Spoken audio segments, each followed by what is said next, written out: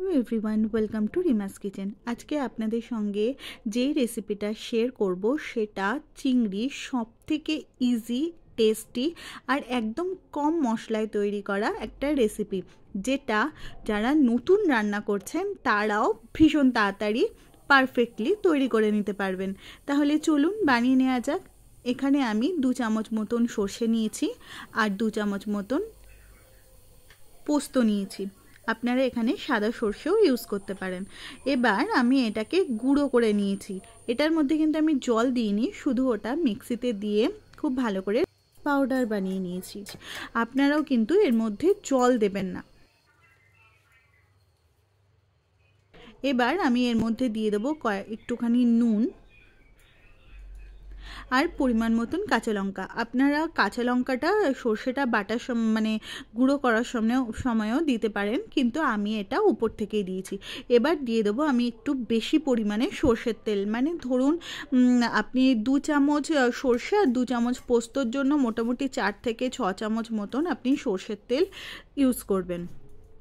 এটার মধ্যে একটুও জল ইউজ করবেন না, শুধু তেলটা ইউজ করবেন, যাতে তেলের ভীষণ ভালো একটা ঝাঁঝের ফ্লেভার এর মধ্যে চলে আসে। আর রিফাইন্ড অয়েল ইউজ করবেন না, সর্ষের তেলই ইউজ করবেন। এবার আমি সবকটা চিংড়ি এর মধ্যে দিয়ে দিয়েছি, দিয়ে ভীষণ ভালো করে মাখিয়ে নেব। এটা কিন্তু ভীষণই ইজি, আপনাদের ভীষণ তাড়াতাড়ি তৈরি হয়ে যাবে। এটা জাস্ট ম্যারিনেট করে কিছুক্ষণ রেখে দিয়ে আপনি অন্য কোনো কাজও বা অন্য কোনো রান্নাও খুব তাড়াতাড়ি করে নিতে পারবেন। আর এই রেসিপিটা যদি আপনি বাড়িতে বানান, এটা দিয়েই আপনার অর্ধেক ভাত খাওয়া হয়ে যাবে, কারণ এটা কিন্তু ভীষণই টেস্টি আর ভীষণই ইজি রেসিপি। তো ব্যাস, এবার আমি এটাকে খুব ভালো করে মাখিয়ে নিয়েছি। এবার আমি এটা ঢাকা দিয়ে পাশে মোটামুটি আধ ঘন্টা মতো রেখে দেবো। আপনাদের কাছে যদি টাইম না থাকে কোনো ব্যাপার না, আপনারা এটা মাখিয়ে নিয়েই জলে বসিয়ে দিতে পারেন। এবার আমি দেখুন একটা কড়াইতে জল নিয়েছি। অবশ্যই এটা মাথায় রাখবেন যে টিফিন বক্সে আপনি করবেন সেটা অবশ্যই ঢাকনা দেওয়া হতে হবে, আর টিফিন বক্সের হাফের নিচ অবধি জলটা থাকবে।